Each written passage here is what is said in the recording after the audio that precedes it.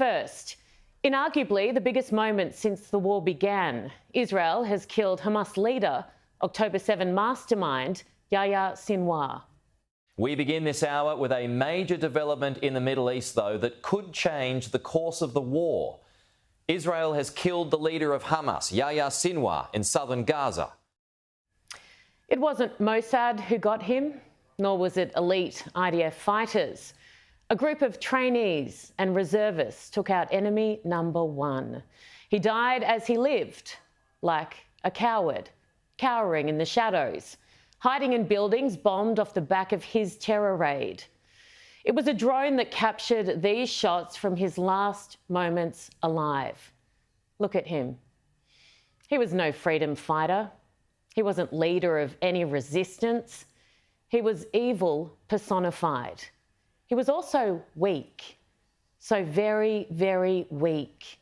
He knew that he was no match for soldiers, no match for an army. That's why he went for women, children, unarmed innocent men, teenagers, the elderly, Holocaust survivors, the sick, the disabled. And then he hid, using the bodies of his own people and those he'd kidnapped as human shields. He was no hero, no idol. I don't care who you are or what you believe, but nobody, no government, no religion, no so-called resistance could ever justify his reign of terror.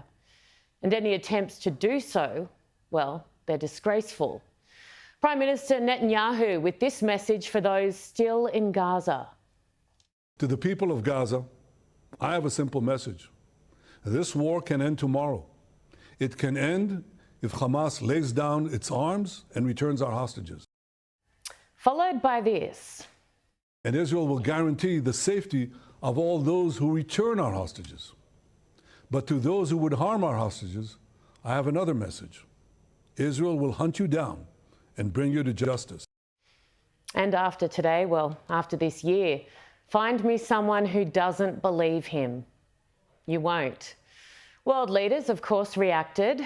Our Prime Minister said he was an enemy of the Israeli people and an enemy of peace-loving people everywhere. His death is a significant moment and can be a vital turning point in this devastating conflict. US Vice President Kamala Harris.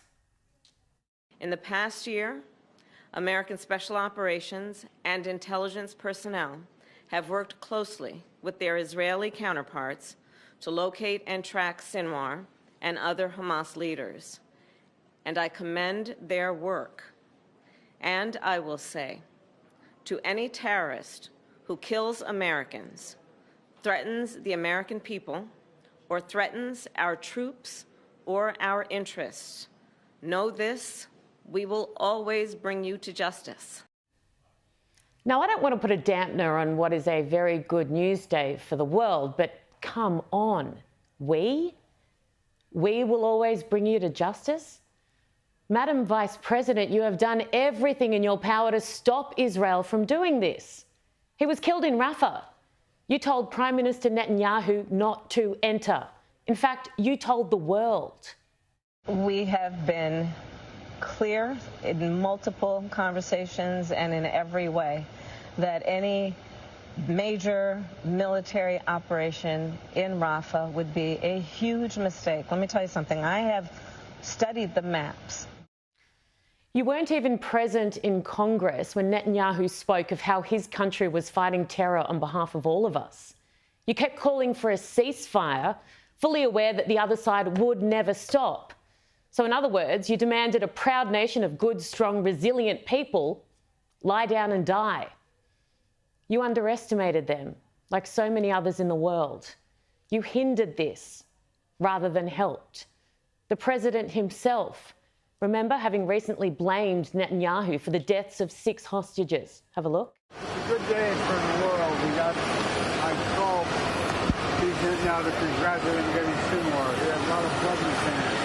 American blood, Israeli blood, and others. And I told him that we were really pleased with his actions. And further that now's the time to move on.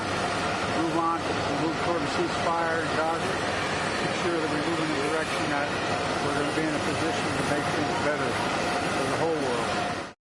The you honestly could not make this stuff up if you tried. Our own foreign minister directly to Israel, don't go into Rafah. So to the rest in the West and all of those countries who cowered, just like Sinwar did at the end, this victory is in spite of you, not in any way because of you.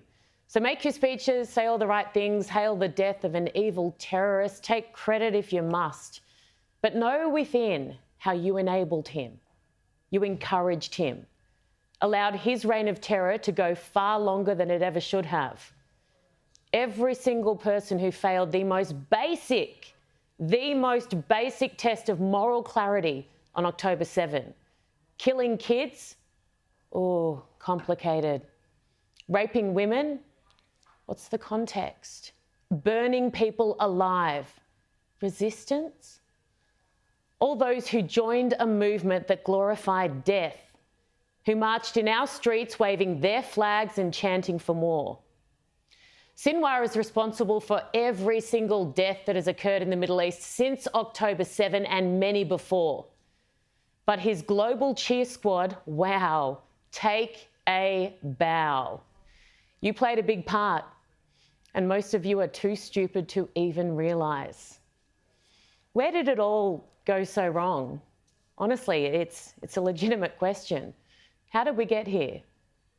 How did those we elected to lead us fail us so miserably? And how did that then seemingly filter down to the masses? No one ever had to make a choice between supporting Israel and supporting humanity. Standing up for innocent children goes hand in hand with destroying the terrorists who were killing them. October 7 was a dark, dark day, the most horrific thing I've witnessed in my lifetime. But do you know what's been even worse? The soul-destroying reaction of all those around the world who purport to stand for life, freedom, democracy, and peace.